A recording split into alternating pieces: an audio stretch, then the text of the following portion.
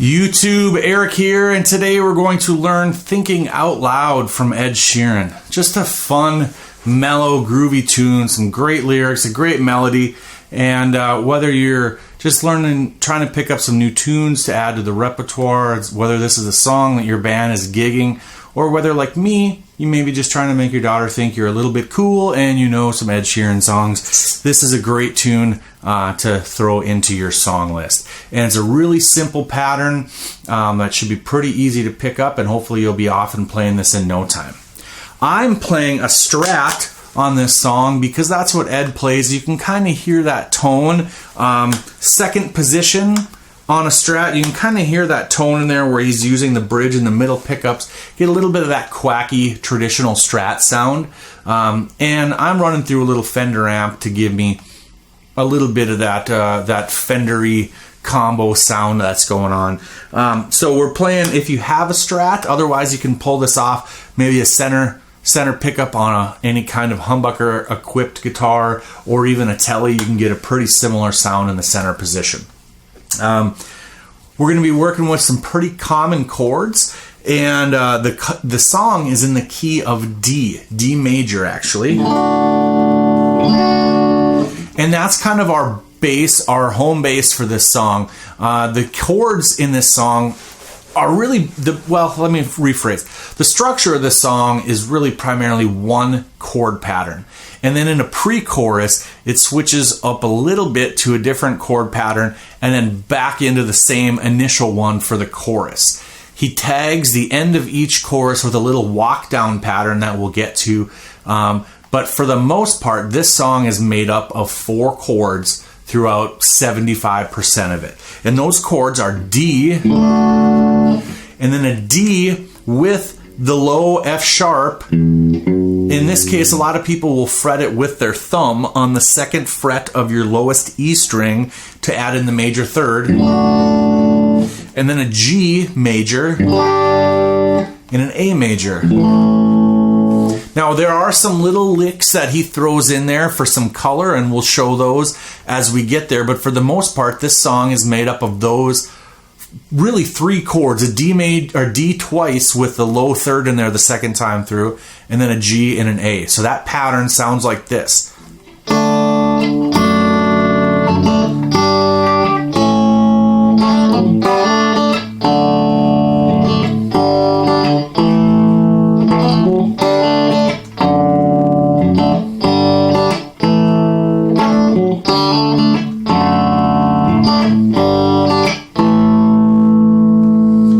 Excuse my sloppy playing, but that's the basic pattern of our song here.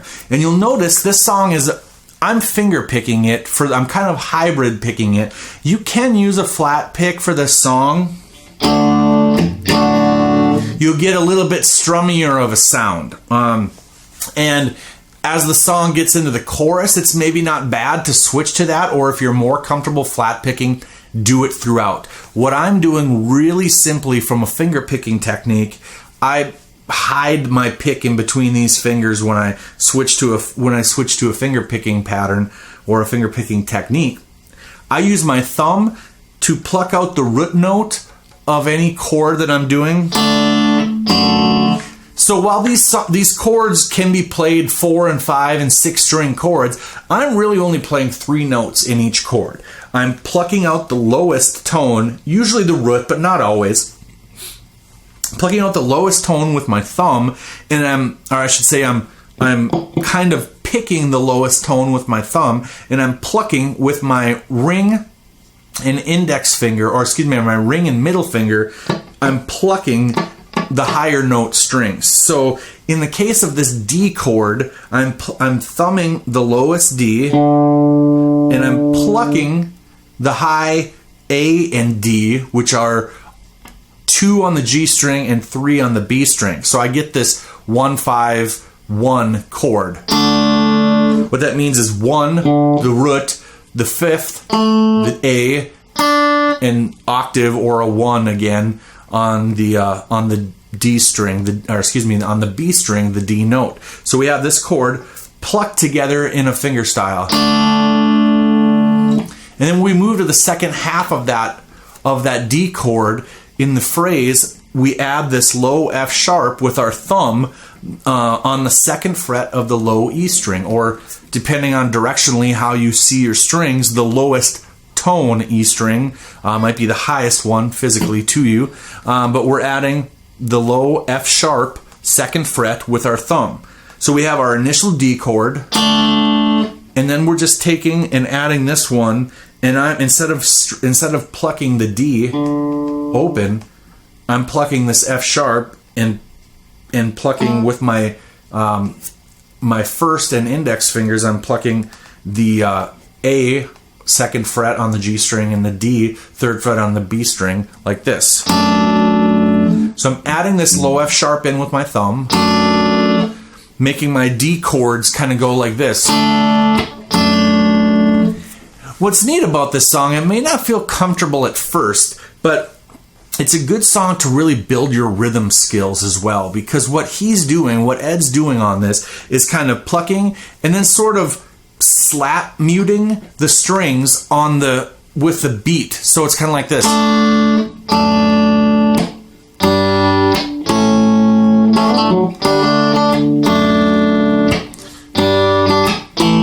I'm kind of over exaggerating it, but he's kind of going note, slap, note, slap, note, slap, note, slap, kind of to mute the strings off, and it adds a little bit of a percussive rhythmic sound. So it's a good song to practice your rhythmic playing solo without a drum beat, without a click track, or without a metronome if you have one. So, tangent. We're going back to the D chords to start the song. We got a D, and then a D with the low F sharp, and then we walk it up to a G. And again, here I'm not typically playing the full chord. I'm usually just going and plucking out 3 notes with my thumb, my index, and my ring or middle finger. In this case, I guess I'm using index and ring finger. So you can strum it straight across, or you can use that plucking technique if you're comfortable or wanting to learn the finger picking. And then we walk up to A to end that phrase, which is open, kind of a 2-bar across with your open A, and then 2 on the D, G, and B strings. And again, you can strum it, or you can pick out the octave in the third along with your finger picking. So our pattern sounds like this.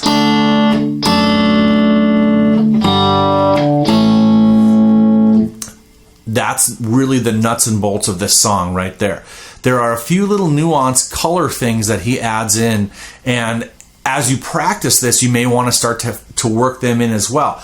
If right away you're just trying to learn the basics of this song, stick to these 4 chords.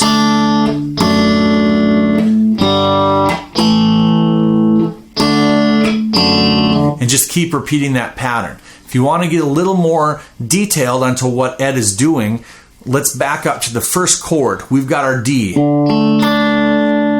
Now what he's doing is with his first finger, which is making the A note on the G string, second fret of the G, he's hammering it on in a little bit of a grace. So you sort of get this open G hammered up to an A right at the beginning of the chord.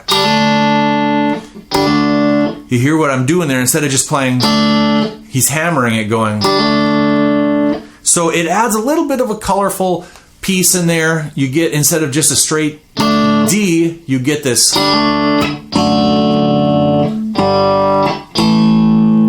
then at the end of the phrase, he's adding another neat little phrase in there, a neat little piece to that A chord. He's doing a hammer-on pull-off and another hammer-on. On the G string, we're at the second fret for our A chord. And what he's doing is going from the second fret, hammer on, pull off to the 4th. So he's going 2, 4, 2, like this. And then hammering on the 4th fret of the D string. So you get a sound like this. So coming out of that A chord, it's like this.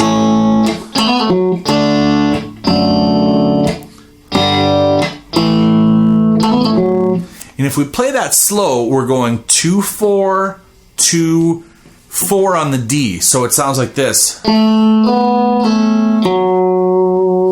it's all done without really picking or plucking anything. It's kind of a hammer on, pull off, and then a hammer on that D. One more time, slow. Oops, sorry, I'm letting other strings ring.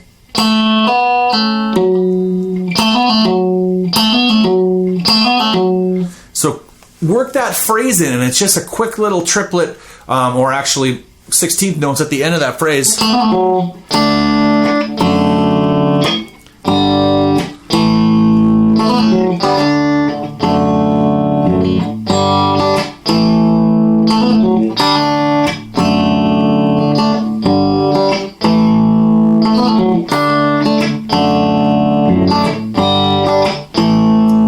Then we get to the tail end of that musical phrase where he sings, maybe we found love right where we are. It's at the end of the chorus, and he says, maybe we found love right where we are. And those chords are B minor, A, G, D with the low F sharp, and then an E minor, A, D.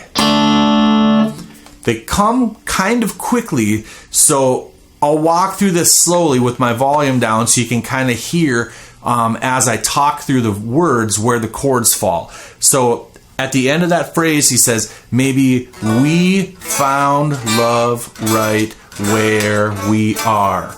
Each syllable in his phrasing matches a chord. So we have, maybe we found love right where we are. So that's B minor, A, G, D with an F sharp, E minor, A, D, if that makes sense. So maybe we found love right where we are. With some volume, here we go. We're going to finger pluck this out, maybe.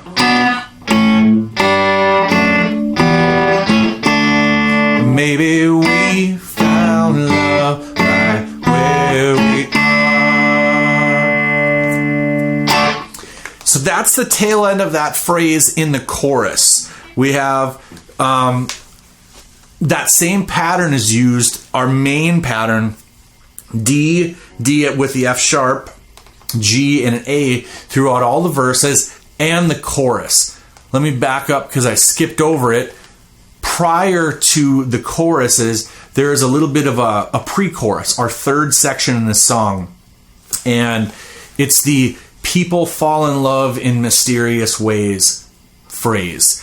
For that, we're going to an E minor, A major, D. And again, it's the finger picking or the strumming follows the wording of the song really closely. So it's I'll go without any volume. People fall in love in mysterious ways. Like that. And then the second time through, he starts on the same E minor, maybe just the touch of a hand, and he holds the A major. So first time, E minor, A major, D major. Second time, E minor, A major, and we're going to hold it out for a whole note. The third time, E minor, A major, the relative minor of the key of D, B minor. So the third time it's just making the same mistakes. Then back to the E minor, A. So it's a very similar repeating phrase. It's E minor, A major, D major, then E minor, A. The third time, E minor, A major, B minor, then fourth time, E minor, A, and then he kind of builds right into the chorus, which is back to our same repeating pattern. So let's try that with a little bit of volume. Here's what we're going to start with people fall in love in mysterious ways. Here we go. 2, 3, 4.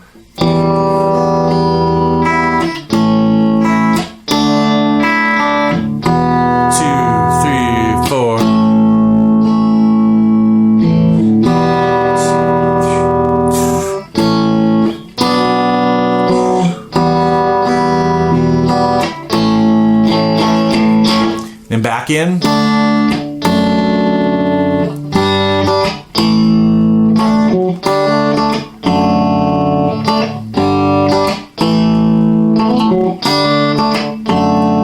Keep going.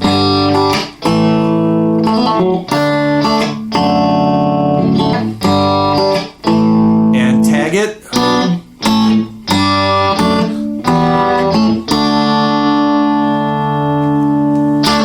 That's basically all the parts to Ed Sheeran's Thinking Out Loud. We've got our primary repeating pattern, which is D, D with the F sharp, G, A.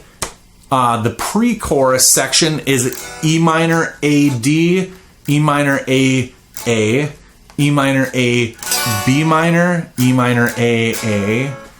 And then at the end of each chorus, we tag it with a B minor, A, G, D, E, A, D, like this. And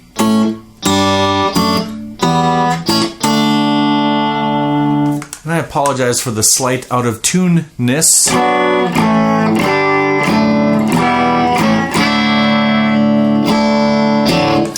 That's Thinking Out Loud from Ed Sheeran. I hope this was helpful. We're not going to go into the lead parts again in this song, but if you have any questions, please leave them in the comment section and let us know what other songs you'd like to hear. Our goal here is to be able to bring music lessons to you in any way, shape, or form that we can. So let us know what songs you'd love to hear. We'll see you next time.